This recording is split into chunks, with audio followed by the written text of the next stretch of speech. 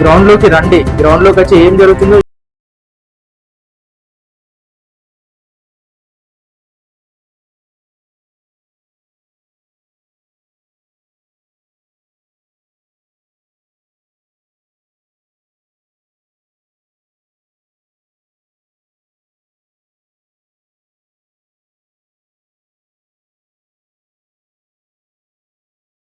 Hello నమస్తే, నేను శ్రీకాంత్ మానస్.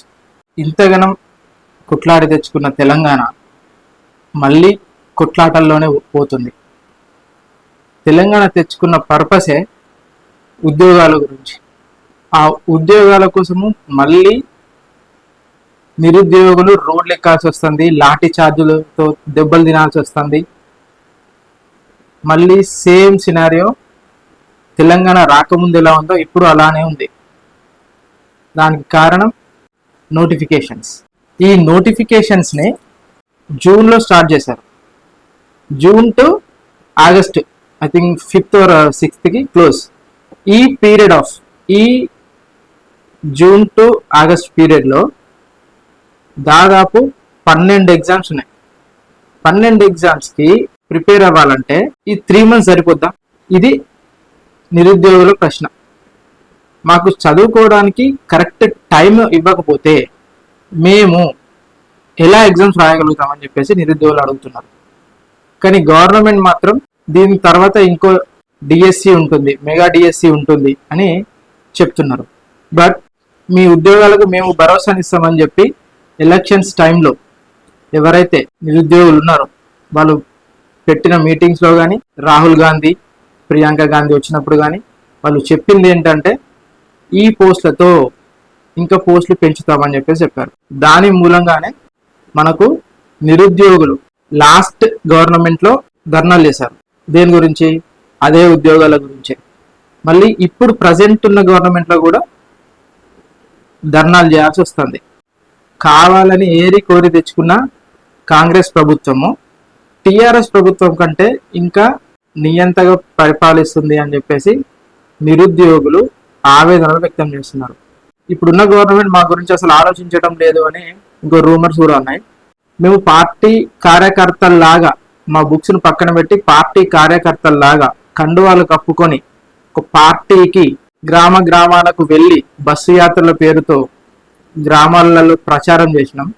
ప్రచారం చేసేటప్పుడు మాత్రం మీరు రండి, మీరు 2 నెలలు బుక్స్ వదిలేసి మా కోసం రండి, మా గవర్నమెంట్ వచ్చిన తర్వాత మీకు అన్ని రకాలుగా జాబ్సే కానీ, జాబ్ క్యాలెండర్సే కానీ, గ్రూప్ ఎగ్జామ్స్ 1:100 రేషియోనే కానీ చేస్తామని చెప్పేసి చెప్పారు కదా.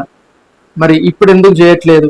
ఇంత చేసిన నిరుద్యోగుల మీద కనీసం ఈ ప్రభుత్వానికి కనికరం కూడా లేకుండా పోతుంది. ఈ గ్రూప్స్కి 1:100 రేషియోలో పిలుస్తామన్నారు, అది లేదు. మెగా డిఎస్సి అన్నారు, అసలు ఉన్న డిఎస్సి జరుగుతుందో లేదో డౌట్గా ఉంది. ఇంకా మెగా డిఎస్సి ఎక్కడి నుంచి వస్తుంది? అసలు ఉన్న హామీలను నెరవేర్చండి అంటే చేద్దాం చూద్దాం అని కాలం గడుపుతున్నారు. రేపు ఎగ్జామ్, వాళ్ళు ఏం ప్రిపేర్ అయి ఉంటారు? ఆస్పిరెంట్స్ ఏం ప్రిపేర్ అయి ఉంటారు ఎగ్జామ్స్ కోసం? 2 రోజులు, ఒక్కరోజు గ్యాప్ మధ్యలో ఎట్లా పాసిబుల్ అయితే వాళ్ళు రాయడానికి? కనీసం gap, exam to exam gap ఉంటే ఒక ఎగ్జామ్కి పోగినా కూడా 2వ ఎగ్జామ్ రాయడానికి కొంచెం గట్టిగా చదువుకునే ఛాన్సెస్ ఉంటాయి. అది కూడా లేకుండా చేస్తున్నారు గవర్నమెంట్. ఇట్లా చెప్తేనేమో ఇప్పుడు ఖాళీ చేయాలి ఇమీడియట్లీ, ఈ అకాడమిక్ ఇయర్లో కంపల్సరీ పంపించాలి, ప్రభుత్వ ఉద్యోగాలకి టీచర్స్ని పంపించాలి అన్నారు. లాస్ట్ గవర్నమెంట్ వీళ్ళతో పాటే కాంట్రాక్ట్ బేస్లో కూడా టీచర్స్ని తీసుకుంది కదా. వాళ్ళని కంటిన్యూ చేయండి, సరిపోకపోతే తీసుకోండి. ఇప్పుడు ఈ ఎగ్జామ్ 3 months తర్వాత పెట్టి రిజల్ట్ వచ్చిన తర్వాత మేబీ నెక్స్ట్ ఇయర్ నుంచి ఈ ఎవరైతే ఈ ఎగ్జామ్లో క్వాలిఫై అయ్యారో వాళ్ళనే అప్పుడు రిక్రూట్ చేసుకోండి. ప్రజాప్రభుత్వం అన్నారు, కంచెలు తీసేస్తున్నామన్నారు. బట్ కాకపోతే ప్రజాప్రభుత్వమే అయితే అశోక్ నగర్లో పోలీస్ పహారాల మధ్య విద్యార్థులు ఎందుకున్నారు? పాపం ఉన్న నిరుద్యోగుల కడుపు రగిలిపోయి మాకు ఈ టైం సరిపోదు, మేము క్వాలిఫై కాలేకపోతామేమో, మా ఏజ్ బార్ అవుతుందేమో అని చెప్పేసి వాళ్ళ కడుపు రగిలిపోయి టీఎస్పీఎస్ ముట్టడికి వాళ్ళు పూనుకుంటే లాఠీ చార్జీలతో వాళ్ళకి సమాధానం చెప్తారా? వాళ్ళే కదా మీరు గవర్నమెంట్లోకి రావడం చేసింది. వాళ్ళు లేకపోతే మీ గవర్నమెంట్ ఫామ్ అయ్యేది ఒకసారి ఆలోచించుకోండి. ఈ DSC exam 17th to August 5th వరకు ఉంది. దీని next day group exams 6th, 7th group 2 ఉన్నాయి. ఈ రెండింటికి మాక్సిమం 80% పీపుల్ అప్లై చేస్తుంటారు, ఎగ్జామ్స్ రాద్దామని చెప్పేసి అనుకునే ఉంటారు. ఇఫ్ ఇన్ కేస్ కనుక దీనికి గ్యాపే లేదు, అసలు డిఎస్సి అయిపోయిన తర్వాత గ్రూప్ 2కి చదువుకోవడానికి గ్యాప్ ఉండాలి కదా. గ్యాప్ లేకుంటే ఇంతకుముందు మనం మాట్లాడుకున్నట్టు ఈ ఒక ఎగ్జామ్ క్వాలిఫై అవ్వకపోతే నెక్స్ట్ ఎగ్జామ్ కి గట్టిగా చదువుకునే ఛాన్సెస్ ఉంటాయి కదా. ఈ మధ్యలో ఈ గ్యాప్ లేకపోయేసరికి వాళ్ళు ఎట్లా అసలు ఎట్లా ఎట్లా పర్ఫెక్ట్ గా ప్లాన్ ఎగ్జిక్యూట్ చేసుకోగలుగుతారా చదువుకునేది? సరే చదువుకున్నారు, రివిజన్ కి అయినా టైం ఉండాలి కదా. కనీసం రివిజన్ కే మినిమం ఒక 10-15 days పట్టుద్ది కదా వాళ్ళకున్న సిలబస్ ని బట్టి. టిఆర్ఎస్ ప్రభుత్వం ఉన్నప్పుడు కాంగ్రెస్ నాయకులు విద్యార్థులతో ముందుండి ఎగ్జామ్స్ ని పోస్ట్ పోన్ చేయించారు కదా.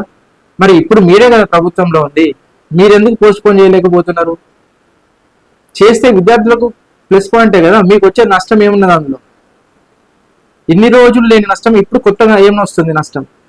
అప్పుడు మీరు వాయిదా వేపిస్తేనేమో న్యాయమో, ఇప్పుడేమో న్యాయం కాదు. మరి అప్పుడున్న న్యాయం ఇప్పుడేమైపోయింది? జరగాలి కదా న్యాయం అయితే నిరుద్యోగులకి. రేవంత్ రెడ్డి గారు అధికారంలోకి రాగానే 1:100% గ్రూప్ ఎగ్జామ్స్ కండక్ట్ చేద్దామని చెప్పేసి బట్టి విక్రమార్క గారు అసెంబ్లీలో చెప్పారు. ఇప్పుడు మళ్ళీ అడిగితే దాన్ని ఊసే లేకుండా పోయింది. అసలు ఎడ్యుకేషన్ మినిస్టర్ రేవంత్ రెడ్డి గారు బట్టి విక్రమార్క గారు ఏదైనా అడిగితే బట్టి విక్రమార్క గారి దగ్గరికి వెళ్ళి మాట్లాడండి అని అంటారు. ఆయన అయితే కనిపించడు. ఇలా ఎక్కువ మాట్లాడితే నిరసన తెలిపే వాళ్ళలో 80% రాసేటోళ్ళే లేరు, 20% రాసేటోళ్ళు ఉన్నారు. రాజకీయ పార్టీలు అన్ని కలిసి విద్యార్థులతో ఇట్లా చేపిస్తున్నది అని చెప్పేసి మీరు మాట్లాడుతున్నారు కదా. మరి టిఆర్ఎస్ గవర్నమెంట్ ఉన్నప్పుడు మీరు విద్యార్థులలో కలిసి నడవలేదా? విద్యార్థులతో కలిసే కదా మీరు నడిచింది. మరి మీరు అప్పుడు చేసింది కరెక్ట్ అయితే ఇప్పుడు వాళ్ళు చేసేది కూడా కరెక్టే కదా. వాళ్ళకు ఎక్కడ న్యాయం జరుగుతుంది అనిపిస్తే అక్కడికి వెళ్తారు. మీ దగ్గర న్యాయం జరగకపోతేనే కదా వాళ్ళు ఇంకో పార్టీ దగ్గరికి వెళ్ళి వాళ్ళ మెమోరాండమ్స్ సబ్మిట్ చేస్తున్నారు. అక్కడైనా న్యాయం జరుగుద్దేమో అని. మీరే న్యాయం చేయండి, వాళ్ళ దగ్గరికి వెళ్ళే ఛాన్స్ ఉంటుంది కదా. అయినా వేరే పార్టీల దగ్గరికి మెమోరాండమ్స్ ఇస్తే దాంట్లో తప్పేముంది? మీ దగ్గరికి వచ్చి మెమోరాండమ్స్ ఇచ్చినప్పుడు మీరు తప్పు మా దగ్గరికి రావద్దు అని చెప్పలే కదా. మరి అది తప్పైతే మీరు చెప్పండి, మరి అట్లా వెళ్ళొద్దు అని రూల్ పాస్ చేయండి. వాళ్ళు ఎక్కడికి వెళ్ళరు, మీ దగ్గరనే ఉండి నిరసన తెలుపుకుంటూ ఉంటారు. మీరు ఏది చేస్తే చూసుకుంటూ ఉంటారు. పక్క రాష్ట్రంలో 1:25 రేషియో ఉండే ఫస్ట్. దాని తర్వాత వాళ్ళు కూడా 1:100 రేషియో చేసిండ్రు కదా. మరి మన రాష్ట్రంలో చేయడానికి ప్రాబ్లం ఏముంది? మీరు చెప్పిన హామీ అది కొత్త హామీ అయితే ఏం కాదు.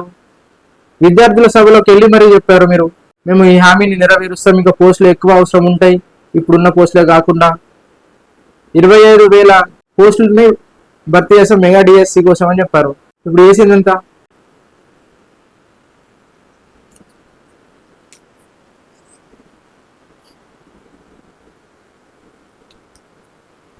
మాట్లాడితే జాబ్ క్యాలెండర్ ఇస్తాం అని అప్పుడు మాట్లాడారు. అసలు జాబ్ క్యాలెండర్స్ కి ప్రభుత్వానికి సంబంధం ఏంది? జాబ్ క్యాలెండర్స్ ప్రభుత్వం ఇస్తుందా చెప్పండి.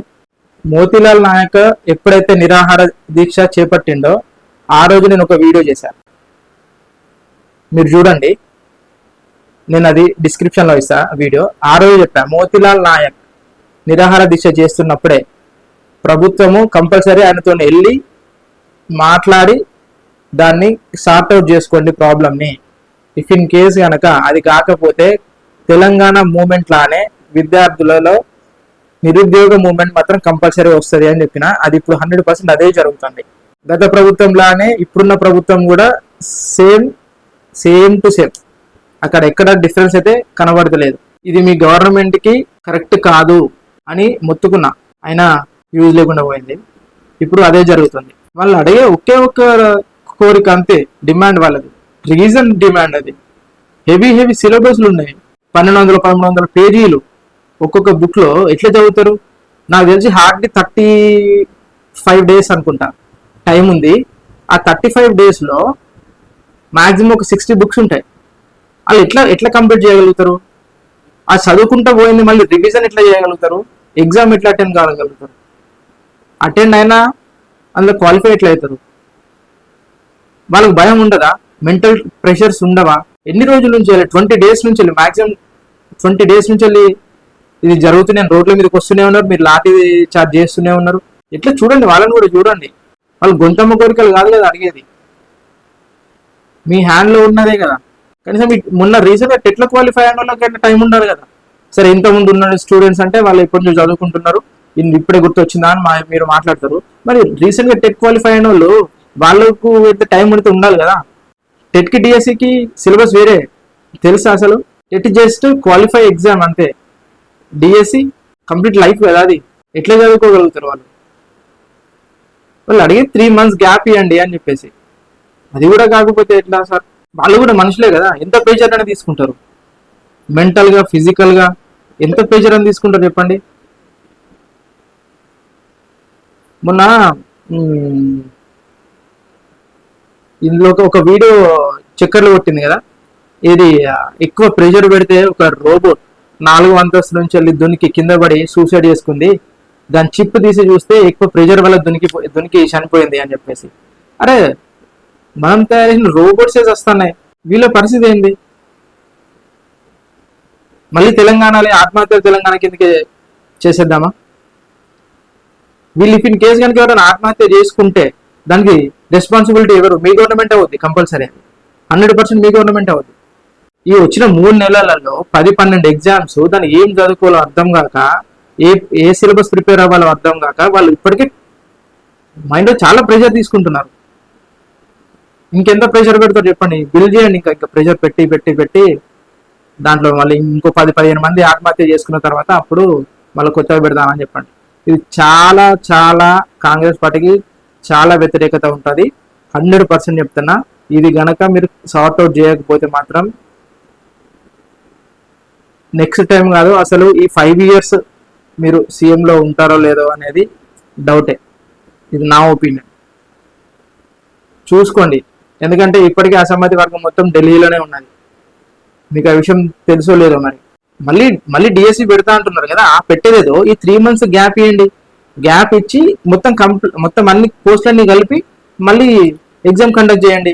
అప్పుడు వాళ్ళు హ్యాపీగా ఉంటారు, టైం దొరికింది చదువుకోవడానికి అని చెప్పి. అప్పుడు మీ గవర్నమెంట్ కూడా ఇంకా హ్యాపీగా ఉంటుంది కదా. ఇప్పుడు ఉన్న వ్యతిరేకత అంతా క్లియర్ అయిపోతుంది. ప్లాన్ చేసుకోండి. మీరు ఎవరి దగ్గర రివ్యూస్ తీసుకుంటున్నారో మాకైతే అర్థం అవ్వట్లేదు.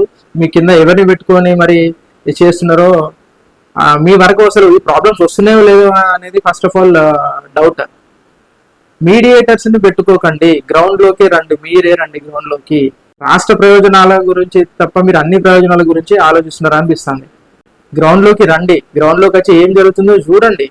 మీరు గ్రౌండ్ లోకి రాకపోతే గ్రౌండ్ లో లేకుండా పోద్ది కాంగ్రెస్ పార్టీ నెక్స్ట్ టర్మ్ లో, ఇది మాత్రం 100% పక్కా. దిస్ ఇస్ శ్రీకాంత్ యాదవ్ మహాసు signing off. Please friends, subscribe my channel and share the video. మీకు నచ్చినట్టయితే లైక్ చేసి కామెంట్ చేయండి. Thank you very much.